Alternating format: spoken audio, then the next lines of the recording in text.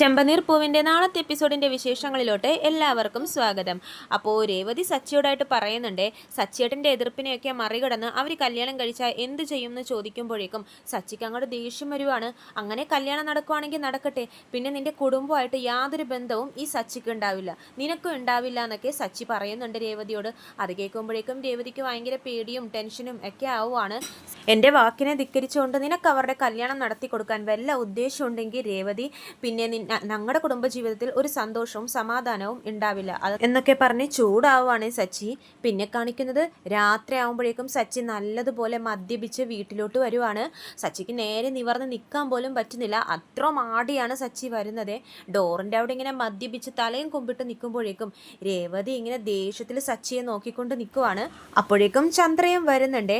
ചന്ദ്ര നോക്കുമ്പോഴേക്കും സച്ചിയുടെ ഈ കോലം കാണുമ്പോൾ ചന്ദ്ര രേവതിയോടായിട്ട് ചോദിക്കുന്നുണ്ട്, എന്താടി ഇവൻ ഇങ്ങനെ വന്നിരിക്കുന്നത്, വീണ്ടും തുടങ്ങിയോ?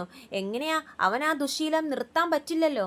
അങ്ങനെ തന്നെ ആവട്ടെ എന്ന് പറഞ്ഞ് ചന്ദ്ര മുറിയിലോട്ട് കയറിപ്പോകാൻ പോകുമ്പോഴേക്കും സച്ചി പറയുന്നുണ്ട്, ദൈവമേ എൻ്റെ ദൈവമാണ് ഈ നിൽക്കുന്നത്, ഇതെൻ്റെ ദൈവമാണെന്ന് പറഞ്ഞ് രേവതിയെ നോക്കിയിട്ട് ചന്ദ്രയെ ചൂണ്ടിക്കാണിക്കുവാണ്. ചന്ദ്ര ഇത് കാണുമ്പോഴേക്കും ഭയങ്കര ഷോക്കാവുകയാണ്. ഈ സച്ചി എന്താ ഇങ്ങനെയൊക്കെ പറയുന്നതെന്ന് ഓർക്കുവാണ്.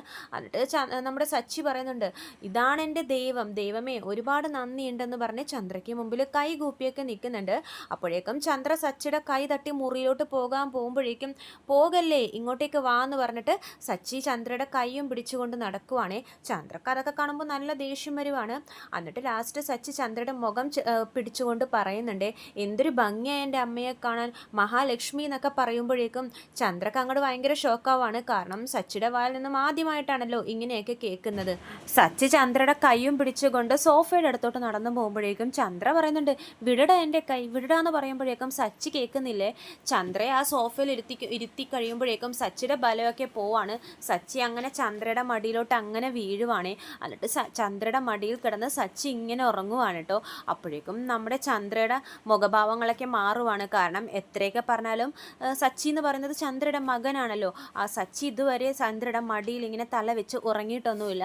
മദ്യപിച്ചിട്ട് വന്നപ്പോഴെങ്കിലും തൻ്റെ മടിയിൽ തല വെച്ച് സച്ചി ഇങ്ങനെ ഉറങ്ങുന്നത് കാണുമ്പോൾ ചന്ദ്രക്ക് ഉള്ളിൻ്റെ ഉള്ളിൽ ആ മാതൃഭാവം ഉണരുവാണേ. സച്ചി ഇങ്ങനെ സ്നേഹത്തോടെ നോക്കുന്നൊക്കെയുണ്ട് ചന്ദ്ര. കുറച്ചു നേരം സച്ചി ഇങ്ങനെ സ്നേഹത്തോടെ നോക്കി നിൽക്കുന്നുണ്ട് ചന്ദ്ര. അത് കഴിയുമ്പോഴേക്കും പെട്ടെന്ന് ആ പഴയ ചന്ദ്ര തന്നെ ആവുകയാണ്. എന്താണ് ഇവനീ കാണിക്കുന്നത്, വിളിച്ചെഴുന്നേപ്പിച്ച് കൊണ്ടുപോകാൻ നോക്കിയെന്ന് രേവതിയോട് പറയുന്നുണ്ട്.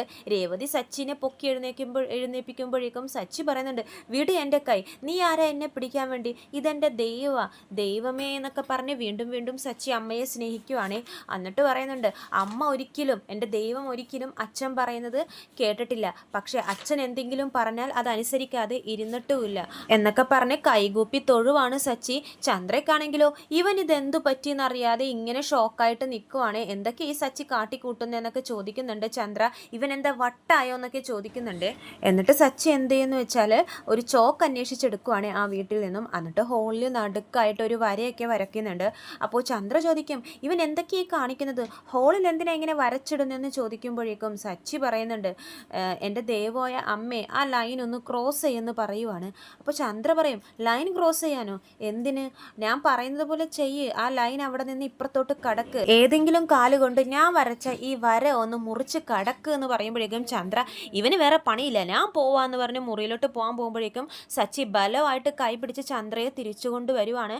എത്രയൊക്കെ വിടിപ്പിക്കാൻ നോക്കിയിട്ടും സച്ചി കൈ വിടുന്നില്ലേ. രേവതിയോട് ഒന്ന് വിടിപ്പിക്കാൻ നോക്കാൻ പറയുന്നുണ്ട്, പക്ഷെ രേവതി പറഞ്ഞിട്ടും സച്ചി കേൾക്കുന്നില്ല. ലാസ്റ്റ് ചന്ദ്ര അവിടെ കിടന്ന് ബഹളം വെക്കുവാണ്. രവിയേട്ടാ ഒന്നിങ്ങോട്ട് വന്നേ, ഇവൻ എന്തൊക്കെ കാണിക്കുന്നതെന്ന് നോക്കിയെന്ന് പറഞ്ഞ് ബഹളം വെക്കുമ്പോഴേക്കും രവീന്ദ്ര മുറിയിൽ നിന്നും വരുവാണേ. എന്താ ഇവിടെ നടക്കുന്നതെന്ന് ചോദിച്ച് രവീന്ദ്ര വരുമ്പോഴേക്കും സച്ചി പെട്ടെന്ന് ചന്ദ്രയുടെ കൈ വിട്ടിട്ട് അവിടെ മാറി നിൽക്കുവാണ്. കുടിച്ചിട്ടുണ്ടോടാ നീ എന്ന് രവീന്ദ്രൻ ചോദിക്കുമ്പോഴേക്കും സച്ചി ഇല്ലച്ച ഒരിത്തിരി കുടിച്ചിട്ടുള്ളൂ എന്ന് പറയുവാണ്.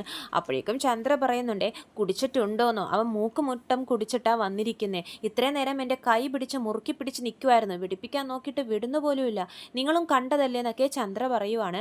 അപ്പോഴേക്കും രവീന്ദ്ര ചോദിക്കുന്നുണ്ട്, എന്താ സച്ചി നീ എന്തൊക്കെ ഈ കാട്ടിക്കൂട്ടുന്നതെന്ന് പറയുമ്പോഴേക്കും സച്ചി പറയുന്നുണ്ട്, അച്ഛാ ഒരേ ഒരു പ്രാവശ്യം അമ്മയോട് ആ ലൈൻ ഒന്ന് ക്രോസ് ചെയ്യാൻ പറയാന്ന് വീണ്ടും പറയുവാണേ. അപ്പോൾ ചന്ദ്ര പറയുന്നുണ്ടേ, ഇവൻ കുടിച്ചു വരുന്നത് ഇത് ആദ്യമായിട്ടൊന്നുമല്ല, പക്ഷേ ഇങ്ങനെ കാണിക്കുന്നത് ഇത് ആദ്യമായിട്ടാണെന്നൊക്കെ ചന്ദ്ര പറയുവാണ്. എടാ സച്ചി, എന്തൊക്കെയാ നീ കാട്ടിക്കൂട്ടുന്നതെന്ന് രവീന്ദ്രൻ ചോദിക്കുമ്പോഴേക്കും സച്ചി പറയുന്നുണ്ട്, അച്ഛാ ഞാൻ പറയുമ്പോൾ അമ്മയോട് ഈ ലൈൻ ഒന്ന് ക്രോസ് ചെയ്യാൻ പറയണം, അപ്പോൾ തന്നെ അച്ഛൻ ക്രോസ് ചെയ്യണ്ടെന്ന് പറയണം, എനിക്ക് വേണ്ടി ഈ ഒരു പ്രാവശ്യം ഇതൊന്ന് ചെയ്യച്ചാന്ന് പറയുമ്പോഴേക്കും രവീന്ദ്രൻ പറയുന്നുണ്ട്, നീ കുടിച്ചിട്ടുണ്ടല്ലേ, ഈ സമയത്ത് നിന്നോട് എന്ത് പറഞ്ഞിട്ടും ഒരു കാര്യവുമില്ല, വേണമെങ്കിൽ ഭക്ഷണമൊക്കെ കഴിച്ച് കിടന്നുറങ്ങാൻ നോക്കുമെന്ന് പറഞ്ഞിട്ട് രവീന്ദ്രൻ മുറിയിലോട്ട് പോകാൻ പോകുമ്പോഴേക്കും സച്ചി സമ്മതിക്കുന്നില്ലേ. പോവല്ലേ അച്ഛാ, പോവല്ലേ, ഞാൻ പറയുന്നത് പോലെ ഒന്ന് ചെയ്യേ, അമ്മയോട് ഞാൻ ആ ലൈൻ ക്രോസ് ചെയ്യാൻ പറയുമ്പോൾ അച്ഛൻ ക്രോസ് ചെയ്യരുതെന്ന് പറയണം എന്ന് പറഞ്ഞ് സച്ചി അവിടെ കിടന്ന് വാശി പിടിക്കുവാണ്. അപ്പോൾ രവീന്ദ്രൻ കുറേ ചീത്ത പറയുന്നൊക്കെ ഉണ്ട് മദ്യപിച്ച് വരുന്നത് കാണുമ്പോഴേക്കും. കുടിക്കരുതെന്ന് പറഞ്ഞാൽ നീ കേൾക്കത്തില്ല, നീ ഇത് ശീലമാക്കിക്കൊണ്ടിരിക്കുക എന്നൊക്കെ പറഞ്ഞ് ഒരുപാട് ചീത്തയൊക്കെ പറയുന്നുണ്ട്. എന്നിട്ട് മുറിയിലോട്ട് പോകാൻ പോകുമ്പോഴേക്കും സച്ചി വീണ്ടും കൈ പിടിച്ച് അവരെ കൂട്ടിക്കൊണ്ട് വരുന്നുണ്ട്. ഇത് ചെയ്യാതെ നിങ്ങളെ ഞാൻ വിടില്ല എന്ന് പറഞ്ഞ് നിൽക്കുമ്പോഴേക്കും രവീന്ദ്രൻ പറയുന്നുണ്ട്, എന്നാൽ ശരി നമുക്കത് ചെയ്ത് കഴിഞ്ഞാൽ സമാധാനത്തോടെ പോയി കിടന്ന് ഉറങ്ങാമല്ലോ എന്ന് പറയുവാണേ. അപ്പോൾ ചന്ദ്ര ആ ലൈൻ ക്രോസ് ചെയ്യാൻ പോകുമ്പോഴേക്കും രവീന്ദ്രൻ ക്രോസ് ചെയ്യല്ലേ ചന്ദ്ര എന്ന് പറയുവാണേ. അപ്പോഴേക്കും ചന്ദ്ര ക്രോസ് ചെയ്യാതെ അങ്ങനെ തന്നെ നിൽക്കുവാണ്. അപ്പോൾ സച്ചി പറയുന്നുണ്ട്, കണ്ടോ, നീ അത് കണ്ടോ, എൻ്റെ അച്ഛൻ പറഞ്ഞത് അമ്മ അനുസരിച്ചു, അമ്മ ബാക്കിയുള്ളവരുടെ വാക്കുകളൊന്നും കേൾക്കത്തില്ല, ഒന്നും അനുസരിക്കത്തുമില്ല, പക്ഷേ എൻ്റെ അച്ഛൻ പറഞ്ഞ അമ്മ കേട്ടിരിക്കും, അനുസരിക്കും, അങ്ങനെ ആവണം നല്ല ഭാര്യ എന്നൊക്കെ പറഞ്ഞ് സച്ചി രേവതിയെ ചീത്ത പറയുവാണ്. അപ്പോഴേക്കും രവീന്ദ്രൻ പറയുന്നുണ്ട്, രേവതി എനിക്ക് നല്ല ദേഷ്യം വരുന്നുണ്ട്, പക്ഷേ ഈ സമയത്ത് ഇവനെ ചീത്ത പറഞ്ഞിട്ടും ഒരു കാര്യവും ഇല്ലല്ലോ, അതുകൊണ്ട് ഞാനൊന്നും പറയുന്നില്ല എന്ന് പറയുമ്പോഴേക്കും സച്ചി പറയുന്നുണ്ട്, അച്ഛൻ എന്നെ എന്ത് ചീത്ത വേണമെങ്കിലും പറഞ്ഞു, എനിക്കൊരു കുഴപ്പമില്ല എന്ന് പറയുവാണ്. പക്ഷെ എന്തൊക്കെ പറഞ്ഞാലും അച്ഛൻ്റെ വാക്ക് അമ്മ ധിക്കരിച്ചൊന്നും ചെയ്തിട്ടില്ല, അങ്ങനെ വേണം നല്ല ഭാര്യ എന്നൊക്കെ സച്ചി വീണ്ടും വീണ്ടും പറയുവാണേ. എന്നിട്ട് ദൈവമേ എന്ന് പറഞ്ഞ് വീണ്ടും ചന്ദ്രയുടെ അടുത്തോട്ട് തന്നെ പോവാണ് സച്ചി. അപ്പോൾ ചന്ദ്ര രവീന്ദ്രനോട് പറയുന്നുണ്ട്, നിങ്ങളല്ലേ പറഞ്ഞത് ഇവള് വന്നതിന് ശേഷം ഇവൻ മാറിയെന്ന്, ഇതാണോ മാറിയത്, ഇവൻ മാറാൻ പോകുന്നില്ല, ഇവള് മാറാനും സമ്മതിക്കത്തില്ല, ഇവക്കിതല്ലേ സുഖം എന്ന് പറഞ്ഞ് ചന്ദ്ര രേവതിയോട് ചൂടാവുകയാണ്. അപ്പോഴേക്കും രവീന്ദ്രൻ പറയും, ചന്ദ്രേ നിർത്ത്, വാ നമുക്ക് പോവാം എന്ന് പറഞ്ഞിട്ട് ചന്ദ്രയും കൂട്ടിക്കൊണ്ട് പോവാണേ. അപ്പോഴേക്കും സച്ചി പറയുന്നുണ്ട്, കണ്ടോ എൻ്റെ അച്ഛൻ വിളിച്ചപ്പോൾ അമ്മ പോയത് കണ്ടോ, അങ്ങനെ വേണം എന്ന് വീണ്ടും സച്ചി വീണ്ടും വീണ്ടും രേവതിയോട് പറഞ്ഞ് ആക്ഷേപിക്കുകയാണ് രേവതിയെ. അപ്പോൾ രേവതി പറയുന്നുണ്ട്, ഈ സമയത്ത് സച്ചിയേട്ടനോട് എന്ത് പറഞ്ഞാലും സച്ചിയേട്ടൻ്റെ തലയിൽ കയറാൻ പോകുന്നില്ല, ഭക്ഷണം വേണമെങ്കിൽ ഞാൻ എടുത്തു വെക്കാം, വന്നിട്ട് കഴിച്ച് വേഗം കിടന്നുറങ്ങാൻ നോക്കുമെന്ന് പറഞ്ഞിട്ട് രേവതി അവിടെ നിന്നും പോവാണേ. അപ്പോഴേക്കും സച്ചി നിക്കടി അവിടെ നിക്കടി എന്ന് പറയുമ്പോഴേക്കും രേവതി നിൽക്കുന്നൊന്നുമില്ലേ. അപ്പോഴേക്കും സച്ചി പറയുന്നുണ്ട്, കണ്ടോ ഭർത്താവിൻ്റെ വാക്ക് കേൾക്കാത്ത ഭാര്യ, ഇതാ ഞാൻ പറഞ്ഞതെന്ന് പറഞ്ഞ് സച്ചി വീണ്ടും ഹോളിലിരുന്ന് ഇങ്ങനെ ഓരോന്നൊക്കെ പിച്ചുമ്പയും പറഞ്ഞുകൊണ്ടിരിക്കുവാണ്. അപ്പോഴേക്കും സുധി വരുവാണ് അങ്ങോട്ടേക്ക്. ഇതെന്ത് കോലവാ, ഇത് നല്ലോണം കുടിച്ചിട്ടാണല്ലേ വന്നിരിക്കുന്നതെന്ന് സുധി പറയുന്നുണ്ട്. അപ്പോൾ സച്ചി പറയുന്നുണ്ട്, അതേടെ കുടിച്ചു, എല്ലാവരുടെയും ഭാര്യമാരും അവരവരുടെ ഭർത്താക്കന്മാർ പറഞ്ഞത് അനുസരിക്കും, പക്ഷേ എൻ്റെ ഭാര്യ മാത്രം ഞാൻ പറയുന്നതൊന്നും കേൾക്കുന്നില്ല എന്ന് പറയുമ്പോഴേക്കും സുധി പറയുന്നുണ്ട്, നിങ്ങൾ കല്യാണം കഴിഞ്ഞ് ഇത്രയും വർഷമായിട്ടും ഇപ്പോഴും നിങ്ങളുടെ വഴക്കുകളൊന്നും മാറിയിട്ടില്ല എന്ന് ചോദിക്കുവാണേ. അപ്പോഴേക്കും സച്ചി പറയുന്നുണ്ട്, എനിക്കിഷ്ടമില്ലാത്ത ഒരാളെ കൊണ്ട് ഇവളുടെ അനിയത്തിയെ കല്യാണം കഴിപ്പിക്കാൻ പോവാ, അതിന് ഞാൻ സമ്മതിക്കണോ, നീ പറ ഞാൻ സമ്മതിക്കണോ എന്ന് സച്ചി ചോദിക്കുമ്പോഴേക്കും സുധി പറയുന്നുണ്ട്, നിനക്ക് അയാളെ ഇഷ്ടമല്ലെന്ന് പറഞ്ഞ് അവൾക്ക് അയാളെ ഇഷ്ടമായിരിക്കും, അവർ കല്യാണം കഴിക്കട്ടെ, അതിന് നിനക്കെന്താ പ്രശ്നം എന്ന് ചോദിക്കുവാണ് സുധി.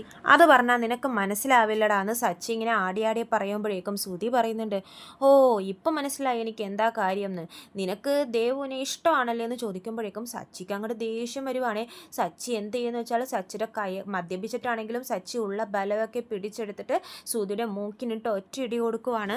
അത് കഴിഞ്ഞ് കാണിക്കുന്നത് പിറ്റേ ദിവസം രാവിലെയാണ്. അപ്പോഴേക്കും രവീന്ദ്രൻ രേവതിയോടായിട്ട് ചോദിക്കുന്നുണ്ട്, രേവതി എന്താ പ്രശ്നം, നിങ്ങൾക്കിടയിൽ എന്താ പ്രശ്നം, കുറച്ച് ദിവസമായി ഞാൻ ശ്രദ്ധിക്കുന്നു, സച്ചിക്കും ഭയങ്കര ദേഷ്യം, നീയും ഒന്നും മിണ്ടുന്നില്ല, നിങ്ങൾ തമ്മിൽ പരസ്പരം സംസാരിക്കുന്നില്ല, എന്നോട് പറയാൻ പറ്റുന്ന വിഷയമാണെങ്കിൽ എന്നോട് സംസാരിക്കുന്നു പറയുമ്പോഴേക്കും രേവതി പറയുന്നുണ്ട്, അങ്ങനെയൊന്നുമില്ല അച്ഛാ, അത് പിന്നെ ഞാനും സച്ചേട്ടനും തമ്മിലൊരു പ്രശ്നവും ഇല്ല, എൻ്റെ അനിയത്തി ദേവുമില്ലേ അവളായിട്ടാ പ്രശ്നം എന്ന് പറയുവാണ്. അപ്പോഴേക്കും രവീന്ദ്രൻ ചോദിക്കുന്നുണ്ട്, അവളായിട്ട് എന്ത് പ്രശ്നം എന്ന് ചോദിക്കുമ്പോഴേക്കും ദേവുവിന് ഒരാളെ ഇഷ്ടമാണെന്ന് പറയുവാണ് രേവതി. അപ്പോഴേക്കും രവീന്ദ്രൻ പറയുന്നുണ്ട്, അവൾക്ക് കല്യാണപ്രായം ആയില്ലേ, അങ്ങനെ ഒരാൾ ഇഷ്ടമുണ്ടെങ്കിൽ നമുക്കത് ആലോചിച്ച് നടത്തി കൊടുക്കാം, അതിനെന്താ പ്രശ്നം എന്ന് ചോദിക്കുമ്പോഴേക്കും രേവതി പറയുന്നുണ്ട്, അതിലാണ് അച്ഛാ പ്രശ്നം, അവൾ സ്നേഹിക്കുന്നത് വേറെ ആരെയല്ല, സച്ചിയേട്ടനായിട്ട് ഇടയ്ക്കിടയ്ക്ക് പ്രശ്നം ഉണ്ടാക്കുന്ന ഒരു പോലീസുകാരനില്ലേ അരുൺ, അവനെയാണ് സ്നേഹിക്കുന്നതെന്ന് പറയുമ്പോഴേക്കും രവീന്ദ്രൻ അത് ഭയങ്കര ഷോക്കാവുകയാണേ. അപ്പോഴേക്കും രവീന്ദ്രൻ പറയുന്നുണ്ട്, അതാണോ നിങ്ങൾക്കിടയിലെ വിഷയം, അപ്പോൾ അപ്പോൾ രേവതി പറയുന്നുണ്ട്, അതെ അച്ഛ, സച്ചേട്ടൻ എന്ത് വന്നാലും അയാളെ കൊണ്ട് ദേവുവിനെ കെട്ടിക്കില്ലെന്നാണ് പറഞ്ഞിരിക്കുന്നത്. ഇനി എങ്ങാനും കല്യാണം നടത്തിക്കഴിഞ്ഞാൽ ആ കുടുംബമായിട്ടുള്ള ബന്ധം തന്നെ ഉപേക്ഷിക്കാൻ പറഞ്ഞ് പ്രശ്നം ഉണ്ടാക്കുവാണ് സച്ചേട്ടൻ എന്ന് പറയുമ്പോഴേക്കും രവീന്ദ്രൻ അത് ഭയങ്കര ഷോക്കാവുകയാണ്. ഇത്രയും കാണിച്ചുകൊണ്ടാണ് നാളത്തെ എപ്പിസോഡ് അവസാനിക്കുന്നത്. ചെമ്പനീർപ്പൂവിൻ്റെ കൂടുതൽ വിശേഷങ്ങൾ ഞാൻ എൻ്റെ ചാനലിലൂടെ അപ്ലോഡ് ചെയ്യുന്നതാണ്. ചാനൽ സബ്സ്ക്രൈബ് ചെയ്യാത്തവരുണ്ടെങ്കിൽ സബ്സ്ക്രൈബ് ചെയ്യണം. വീഡിയോ ഇഷ്ടമായെങ്കിൽ ലൈക്ക് ചെയ്യാനും മറക്കരുത്. എല്ലാവർക്കും നന്ദി.